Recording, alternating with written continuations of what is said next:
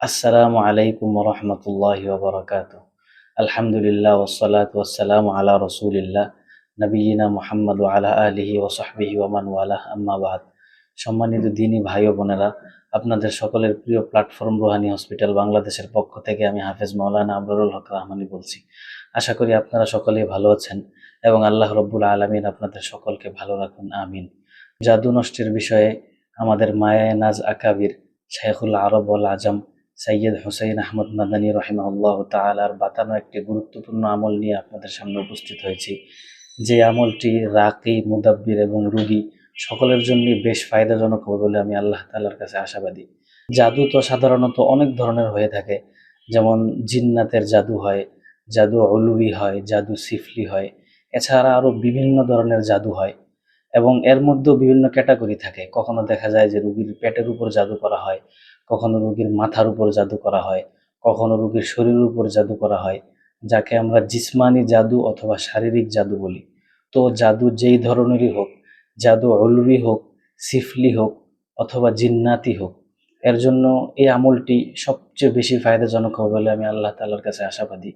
এবং রাকি, মুদাব্বির এবং রুগীদের মধ্য থেকে যারা এই আমলটি প্রয়োগ করেছেন, পরীক্ষা করেছেন, ব্যবহার করেছেন, সকলেই এই কথা বলতে বাধ্য হয়েছেন যে আমলটি মারাত্মক পাওয়ারফুল। তো চলুন আমরা সময় ক্ষেপণ না করে আমলের দিকে চলে যাই।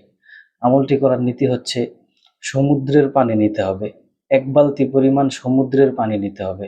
যদি সমুদ্রের পানি না পাওয়া যায় তাহলে নদীর পানি নিতে হবে।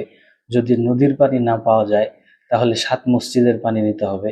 যদি 7 মসজিদের পানি না পাওয়া যায় তাহলে মিনারেল ওয়াটার দিয়েও এই আমলটি করা যাবে।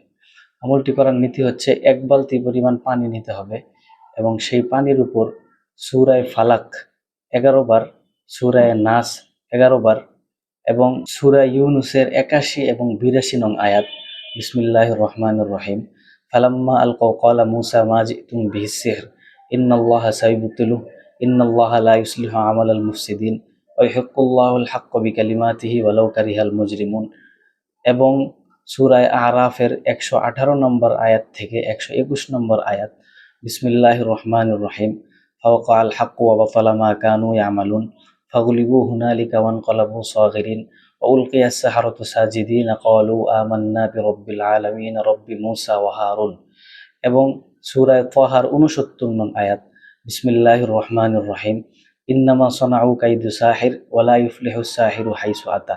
এই আয়াতগুলো সবগুলো আলাদা আলাদা করে 11 বার পাঠ করে ওই পানিতে ফুঁক দিতে হবে। অতঃপর ফুঁক দেওয়ার পর সেখান থেকে রোগী প্রতিদিন সামান্য পরিমাণ পানি পান করবে এবং এই পানি দিয়ে 3 দিন লাগাতার গোসল করবে।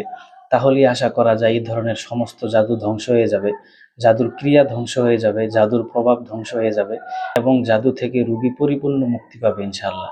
আর যদি জাদুর চাপ বেশি হয়, যদি সিফলি জাদু এবং জিন্নাতি জাদুর চাপ বেশি হয়, তাহলে এই আমল 3 দিন থেকে 21 দিন পর্যন্ত করবে। তাহলে জাদু যত শক্তিশালী হোক, ইনশাআল্লাহ জাদু পরিপূর্ণ ধ্বংস হয়ে যাবে এবং জাদুর লেশমাত্রও থাকবে না। তো আজকে এই পর্যন্তই। দেখা হবে অন্য কোনো দিন অন্য কোনো বিষয় নিয়ে। ইন আসাবতু ফামিনাল্লাহ ওয়া ইন আখতাতু ফামিন্নী ওয়া মিনাশ শাইতান। রব্বানা লা তুআখিযনা ইন নাসিনা আও আখতানা ওয়া আখিরু দাওয়ানা আনিল হামদুলিল্লাহি রাব্বিল আলামিন।